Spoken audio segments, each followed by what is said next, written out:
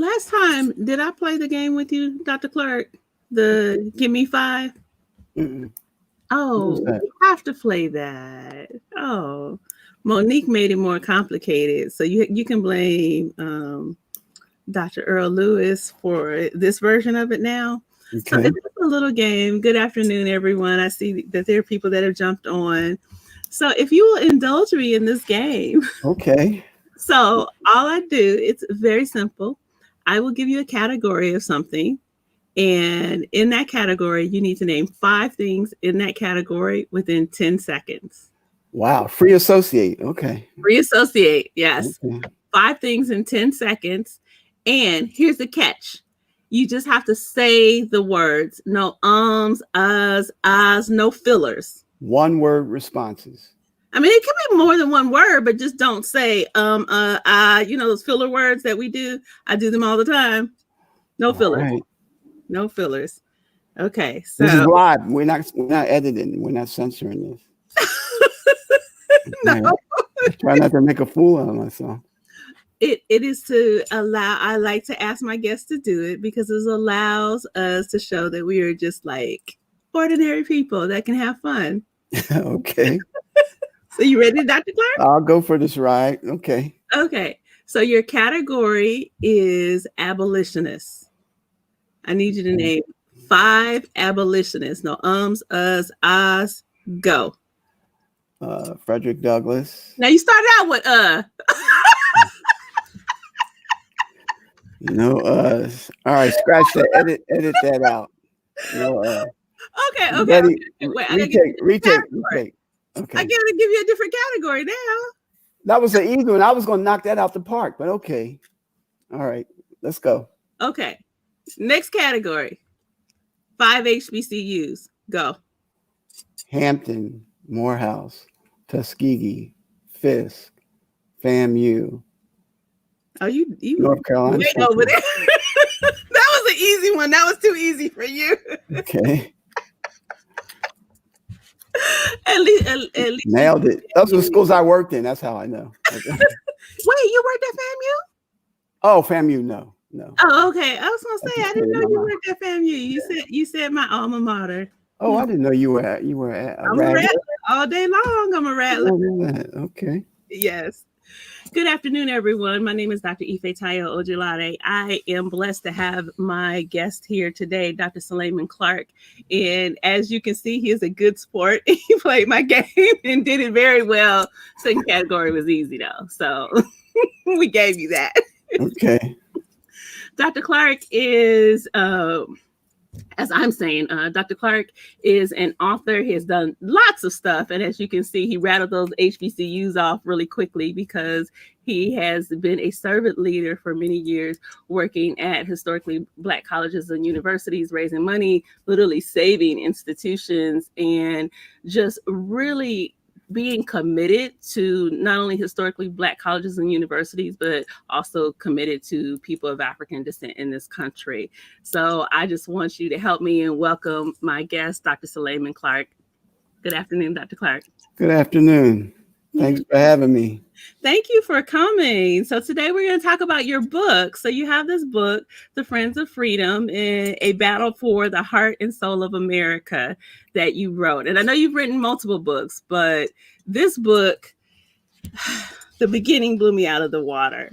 And so I just want to start, if you will indulge me. I want to start just by reading the beginning, the intro. Okay. Okay. Life rarely, if ever, presents us with extended periods of unbroken sunshine. There are many rains, stinging, pelting rains, carried by dark clouds that obscure our vision, challenge our faith, and separate us from the light. Hope can be fragile and often difficult to maintain amidst despair and the apparent victory of evil over good. Yet it has been proven time and time again that divine precipitation blesses those who work and wait. Dr. Clark, when I read that, I needed to read that. Coming off of this last year where it seemed like watching so many people in this country die, Yeah. watching a sociopath be at the highest office in this country, and seeing just evil um, thrive. Yeah. That was difficult. And then I opened that and read that, and I just, Good. yeah. Good. So thank you for just writing that. I wrote it when I was in a space similar to what you're describing. Mm, Sometimes the weight of it all makes your knees buckle, but some kind of way you have to stay on your feet and keep swinging. yeah, yeah. Yeah. I mean that, that's real. That is real. Yeah. Okay, so we have to jump into this book because, like Okay. I told you, you sent me the first two chapters, and I was like, "Well, wait a minute, I need the whole book." My heart was pounding. I was like, just so like enthralled by the first two chapters, and so I Yeah. mean, just let's just start out. Okay, so kind of give us the background of how you went about like writing this book. Well, the book is technically speaking fiction, but it's what I call fact based fiction. It follows a historical chronological flow, if you will, and it's based on real life events. So the book is really a dramatization and use of my creative imagination to get into what I call phenomenological reality of my characters, meaning how did they think and feel Got as it. they observe world events and things going on around them.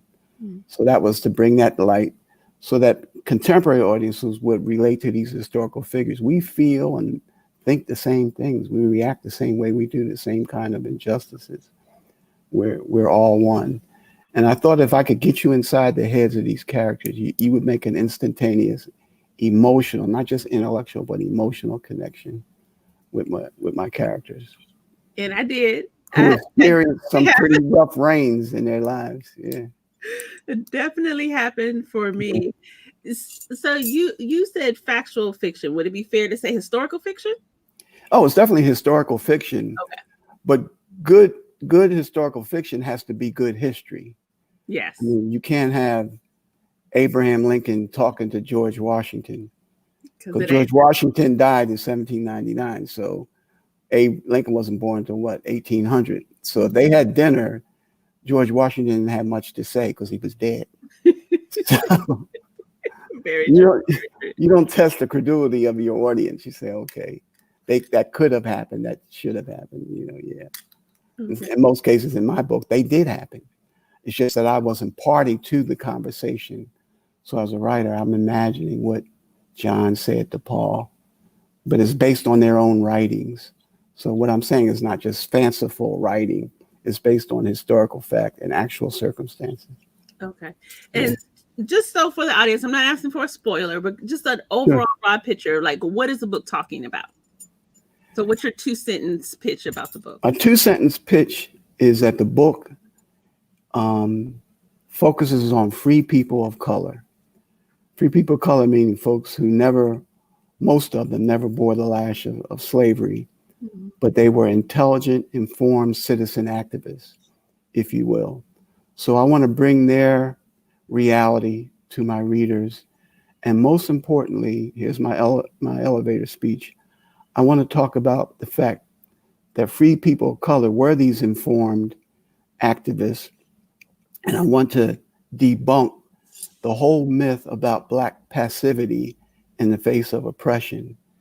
And I have four elements of this myth that I want to debunk Mhm. in the book, and I try my best to do that, and that's woven throughout the book, beginning to end. Okay, so then I must have missed something. Who's thinking Sure. that Black people was passive during the period of enslavement? You Maybe I know, didn't know those people. no, no, no. When I grew up, I guess I was in college when Roots came out. Mhm. Roots was it was, huh? I said I was 5. You were 5, okay. No, I was. I'm not gonna tell that lie. I was in I was in college, and like everybody else, I'm riveted to this mini series, Right. and I left unsatisfied. Most of you know Roots. know that most of it, if I'm guessing now, I'm speculating that most people who saw Roots don't care to see it twice. Yeah, I've never 'Cause, seen it again. yeah, you got the point, right? You don't need your face pressed in that. So what I left with was an empty feeling. In essence, they were a triumphant family. Yes, they survived the dark days of slavery, but I didn't see them as informed activists pushing against hard on slavery.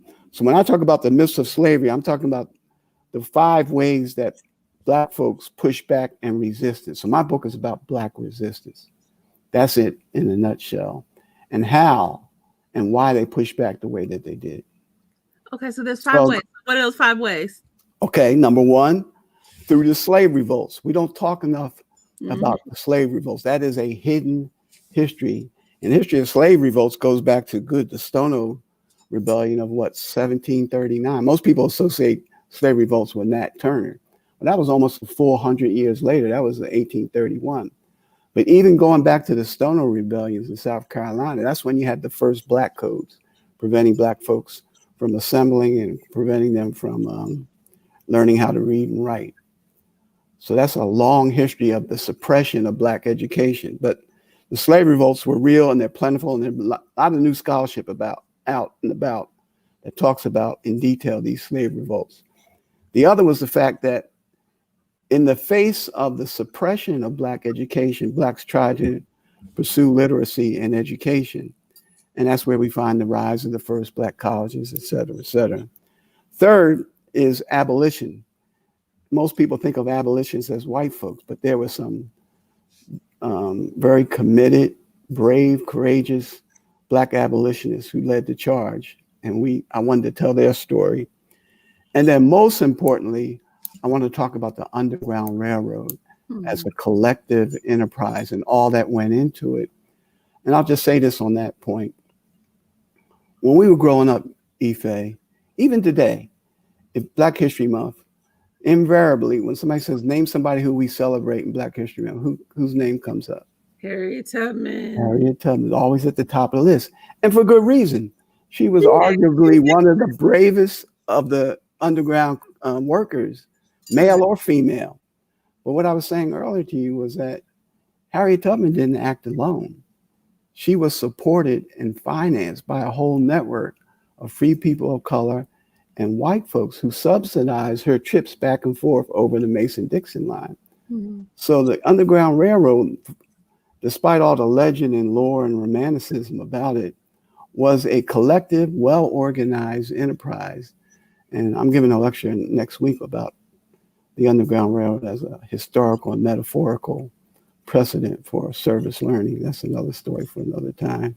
Ooh. But it really led me to a mature understanding. Historians tell us, Harriet Tubman, they speculate, helped about 300 slaves or more escape to freedom. But the truth of the matter is we'll never know the number because everything she did was in secret. Yeah, yeah. And without a lot of fanfare. People like Frederick Douglass got all the applause and the adulation, Right. but she was a servant worker working in the shadows and never got the recognition that was due her. But my book talks about the people, the community that surrounded her and made all of that happen. Wow. And I Yeah. know one of the people that is just briefly mentioned in your book is Thomas Garrett. And One of my favorites, yes. so and that's jumping forward, but I think this is a good place to kind of talk about him because he was white and he was one of her financiers, right? Yes, he was one of the most dedicated station masters on the Underground Railroad. Today, if you go to the Amtrak station in Wilmington, Delaware, there's a park. It's called the Garrett Tubman Park, named after Thomas Garrett and Harriet Tubman. And I'll say this much about Garrett, if you allow me. He was a very wealthy man, self-made, did quite well for himself, but he was hardcore abolitionist. He wanted no part of slavery. So the state of Delaware was a slave state, which meant that you could get imprisoned and fined heavily if you aided and abetted runaway slaves. Well, this guy, he didn't care. So they said, okay, we'll fix your little red wagon. So they brought him into court and they charged him gazillions of dollars and bankrupted him. Every nickel that he had to go to paying these fees. So on the day of the trial, of course, it was a kangaroo court. They found him guilty.